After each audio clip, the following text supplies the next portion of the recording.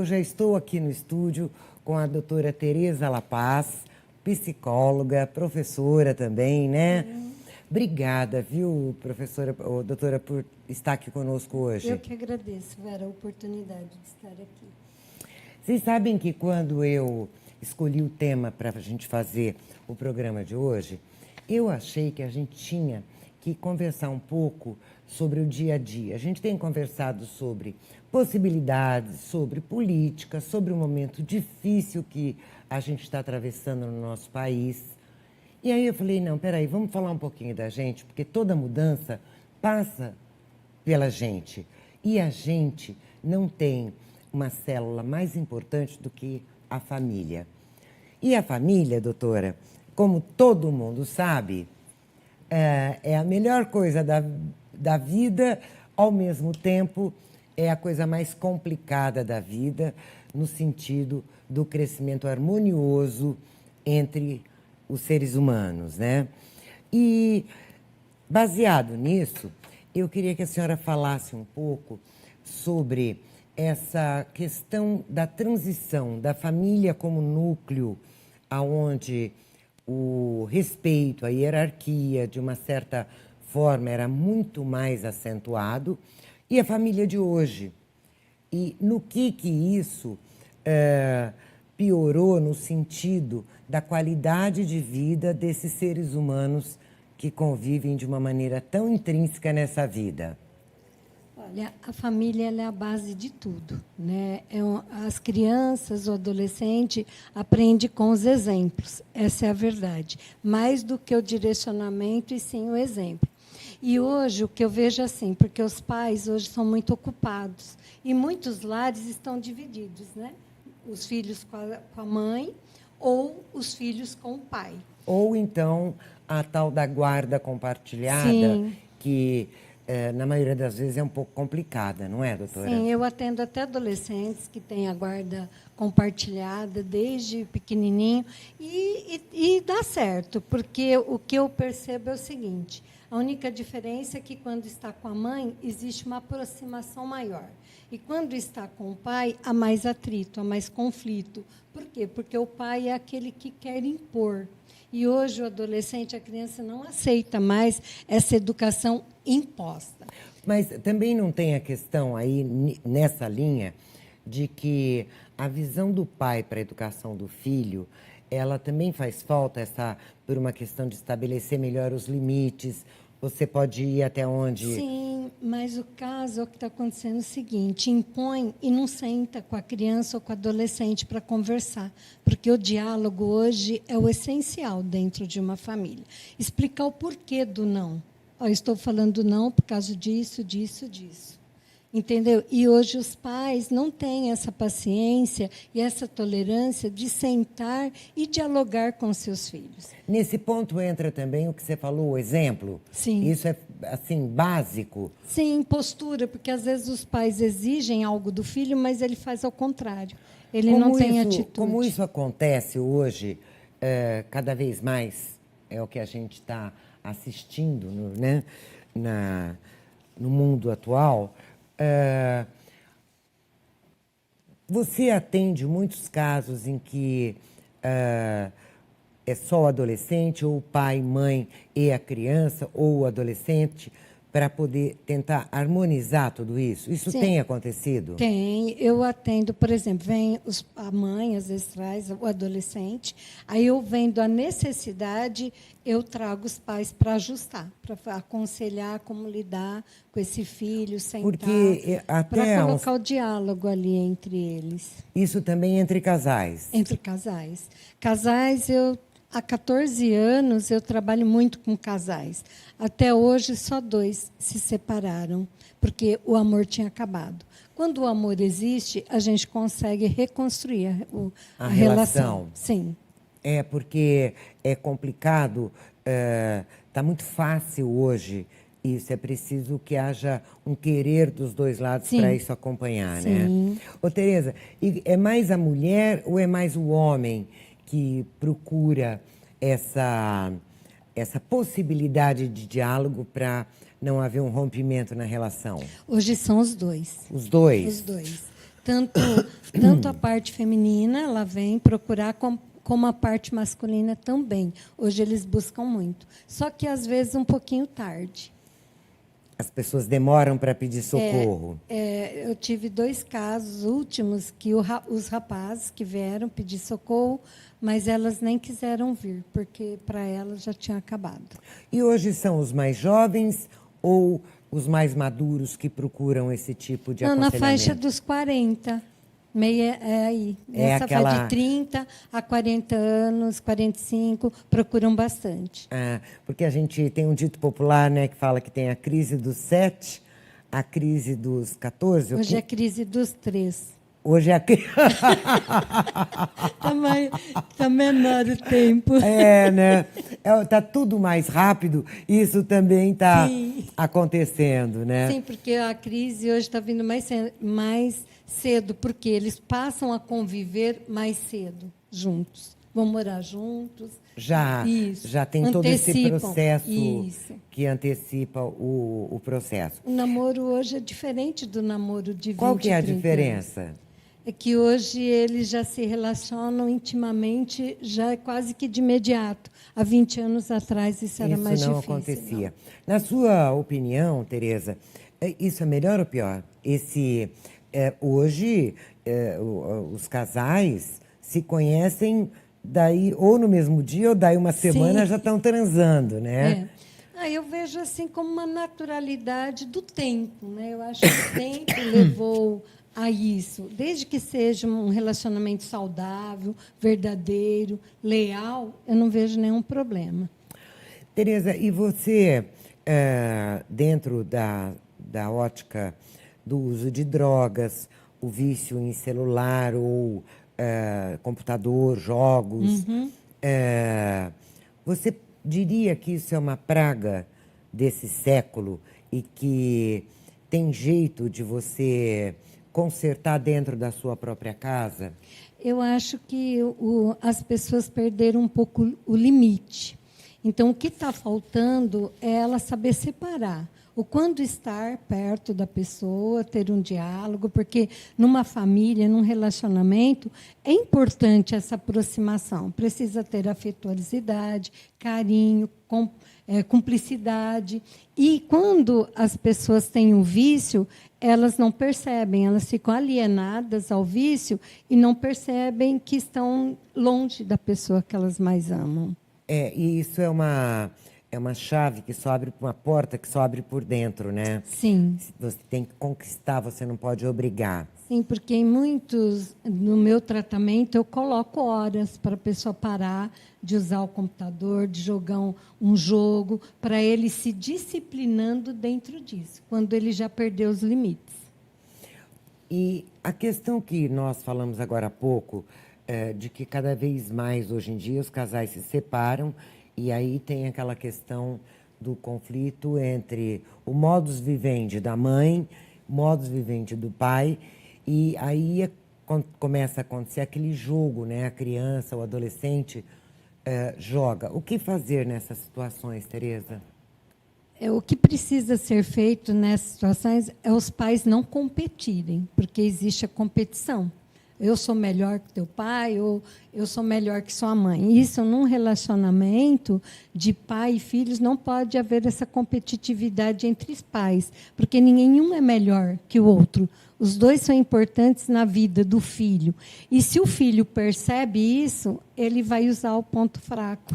E vai até deturpar a própria personalidade dele, a visão de mundo, né? Sim, porque eu sempre digo, não existe ex-pais.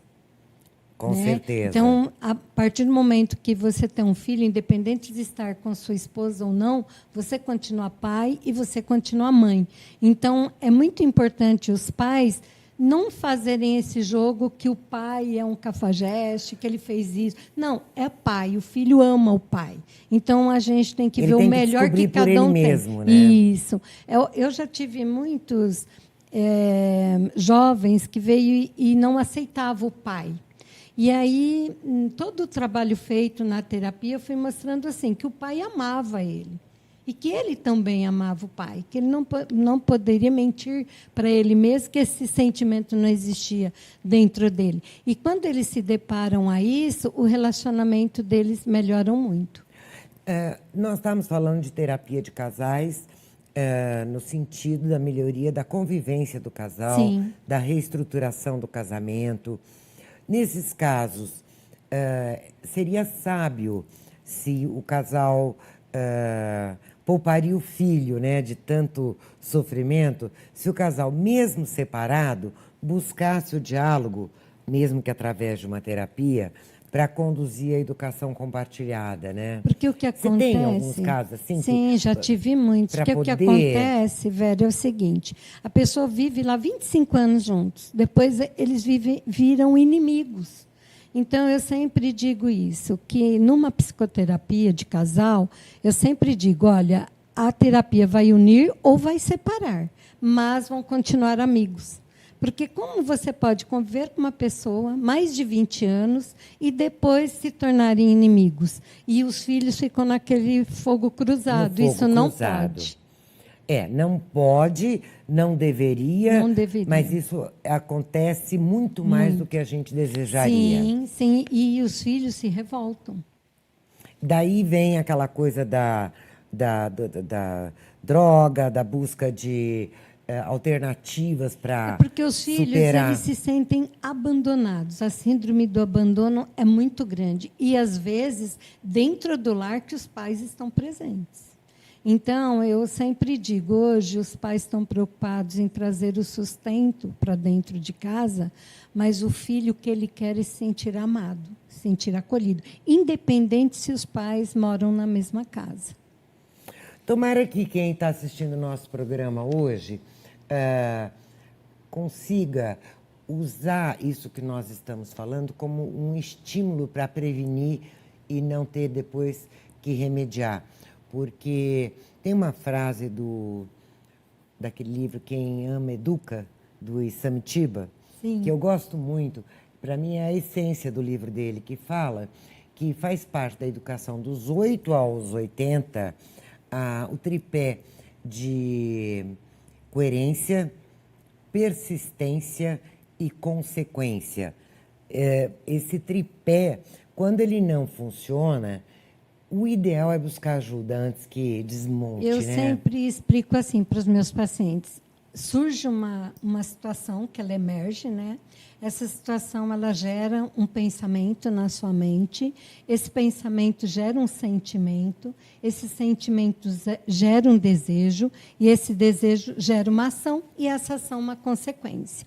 Na terapia, nós vamos trabalhar o desejo, para você evitar as consequências danosas, né? Porque numa discussão, por exemplo, num desentendimento de casal, eu sempre aconselho o seguinte, a outra pessoa está falando, você escuta, você ouve, porque as pessoas têm mania de ouvir a primeira... e ouvir a primeira palavra, já concluir, não ouvir a frase inteira. E eu sempre digo isso. Estimula o desentendimento, sim, né? E eu sempre digo o seguinte, a pessoa fala assim, o que eu vou dizer agora? Vai melhorar a situação ou vai piorar? Na maioria das vezes vai piorar. É melhor ficar quieto. Ou não vai adiantar nada. Ou não vai adiantar. Então, depois que passar a emoção daquele momento, aí você pode até sentar e conversar. Porque uma discussão, o que é? Eu quero impor o que eu penso para você, você não aceita, você quer impor a forma do seu pensamento para mim e eu não aceito. Aí fica esse jogo que não chega a lugar nenhum. Perde, em vez de um ganha-ganha. Então, o diálogo, o que é? Eu coloco o meu ponto de vista, você coloca o seu, e se eu não aceito, você não aceita, a gente vai buscar um terceiro caminho que ambos aceitam. Então, o que eu trabalho muito em terapia de casal é isso, você aprender a ouvir e você a pensar o que você vai falar. E o momento que você vai falar. Eu lembro de uma paciente minha que falava assim, nossa, Tereza, não posso falar o que eu penso? Pode sim, no momento certo, na hora certa, mas não no calor dos ânimos que os dois ali, naquele momento... Infelizmente, é o que mais acontece. Sim, né? todos os dias, em todos os lares, infelizmente. Tereza, uma outra coisa também que aqui todos devem passar por isso, geralmente, quem mais precisa não acredita que a terapia vai ajudar? Ainda no O que Brasil. fazer? Porque não adianta obrigar, Sim. não adianta forçar, que não funciona, né? Sim. Então, o que você aconselha para essas pessoas que querem melhorar a convivência, que elas querem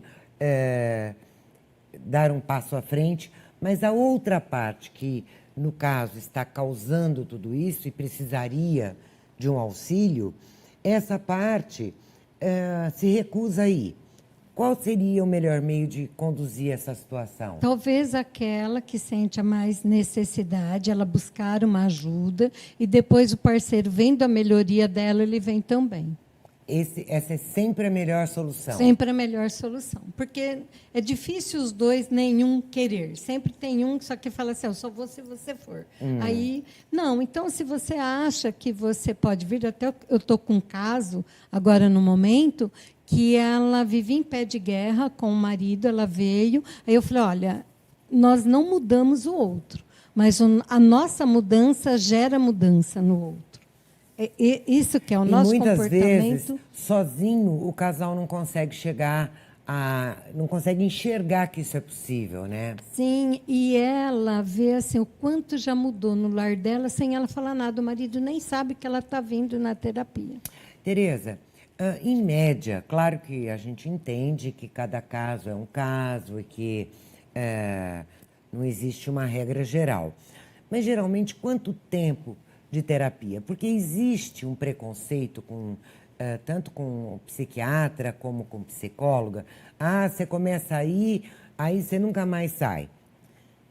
Olha, Vera, o meu tratamento dá um resultado já assim a partir do primeiro mês. Normalmente, de casal, é de 3 a 6 meses, dá para mudar totalmente a estrutura. A estrutura. Aí depois eles pensam se seguem ou se pode parar. Porque eles já vão ter todas as ferramentas na mão para colocar em prática no seu dia a dia. Tá. Eu vou abordar um outro assunto que também entra nesse processo, que é cada vez mais presente na vida, parece o mal do século, que é a depressão, né? E a depressão pode ser uma coisa terrível na vida de uma família. Né? E é. Uhum. Então, quais são os principais sintomas que as pessoas da família têm que ter? Qual é o tipo de olhar que tem que ter para saber que aquela pessoa está precisando de ajuda e não de críticas? Geralmente a pessoa se fecha para o mundo, ela começa a ficar isolada. Então, eu sempre digo, tem alguém na sua casa que está ficando isolada, atenção nela. Porque, geralmente, a pessoa que está com depressão, ela arquiteta o suicídio todos os dias. Eu trato muito casos de depressões graves. E as pessoas, quando eu chamo as pessoas da família, eles não têm noção a profundidade do sofrimento que aquele ente querido está tendo. E por quê? Porque a depressão ela não é uma doença física, ela é mental. Como ela está mental, você olha para o outro, você vê ele com saúde. Mas a mente dele está detonada, ele só pensa em tristeza, ele vê a vida cinzenta, não vê o dia colorido, o sol pode estar brilhando, mas ele não consegue ver a cor na vida dele. Geralmente vem assim por frustrações, decepções, perdas de pessoas, às vezes nem perdas de que a pessoa morreu, mas um relacionamento que se rompe. Eu sempre ouvi dizer que existe você ser depressivo ou estar depressivo. Eu costumo dizer assim, que a depressão do deprimido tem uma diferença, né? Você pode ficar triste, down, deprimido, mas sem estar depressivo. A depressão, ela causa pensamentos que eu costumo chamar de torturantes. Aqueles pensamentos repetitivos, negativos, que ficam ali 24 horas na sua mente, sem desligar. E qual é, assim, a proporção no sentido de ajuda, medicamentosa ou terapêutica? Ou as depende? Duas juntas. As duas juntas. As duas juntas. Só remédio não adianta? Não. E só terapia às vezes não se consegue? É porque, assim, o remédio ele é um paliativo.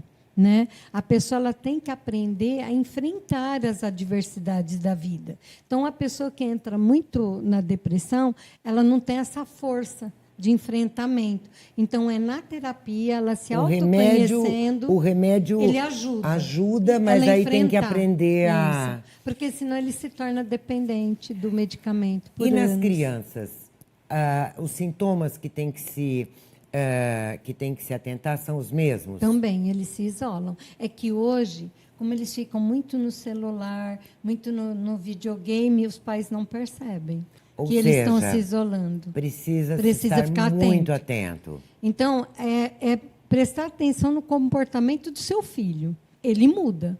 Então, quem está ali presente na vida do filho vai perceber que algo está diferente. Muito bem. Tereza, terapia de grupo ou terapia individual? Como é que se sabe o melhor caminho? Quando indicar uma coisa e quando indicar outra? Olha, a maioria das pessoas, pelo menos pelo tempo de profissão que eu tenho, as pessoas preferem individual porque ela, num grupo, ela fica envergonhada de expor a vida dela. E sozinha, ali na intimidade, ela se abre mais. Porque eu já participei de várias terapias de grupo, alguns não têm esse problema, falam mais, mas sempre tem aquele que fica quietinho e ele não expõe para fora o que ele sente. Ou seja, isso tem que ser analisado caso a caso. Isso, caso a caso. Tá. Ele que tem que se sentir aonde ele vai se sentir melhor. Mas tanto de grupo como individual vai trazer resultado para ele. Tereza, depois da gente abordar assim quase que o arroz com feijão, né, de tudo isso, e eu sei que você tem uma gama de sucessos na sua carreira, no sentido de realmente ajudar pessoas a se levantarem, a descobrir a alegria de viver. Então, dentro desse contexto, eu queria que você deixasse o nosso tempo está acabando, eu queria que você deixasse uma mensagem para os nossos telespectadores. Olha, a mensagem que eu deixo, Vera, é as pessoas se preocuparem mais com o ser e não com o ter. Porque hoje as pessoas buscam muito o ter, está no ego, é um poço de insatisfação, e o ser não. O ser é você se tornar uma pessoa melhor a cada dia, ser mais paciente, ser mais gentil, ser mais amoroso. Eu acho que quando a gente tem o amor no coração, tudo vai bem. Então, eu digo assim, na minha profissão, vem primeiro o amor que eu tenho ao próximo. Quando o meu paciente chega para mim, eu observo muito como ele chega e eu já me dou tanto para tirar ele daquela situação, porque eu não suporto ver uma pessoa sofrer. Então, o meu trabalho, eu me empenho muito para tirar a pessoa do sofrimento que ela se encontra naquele momento, porque o sofrimento da alma, esse é difícil. É difícil. Eita lição de casa complicada que ela deu para nós, hein, gente? Tereza, muito obrigada pela sua participação aqui na Vera e Você. E eu estou muito feliz, pessoal, de ter podido trazer a Tereza para ela poder compartilhar um pouco essa vivência que ela tem na luta para a preservação tanto do ser humano como dessa célula tão importante que é a família. Obrigado, Tereza. Eu que agradeço, Vera. Muito obrigada pela oportunidade, viu? Obrigada. De estar aqui.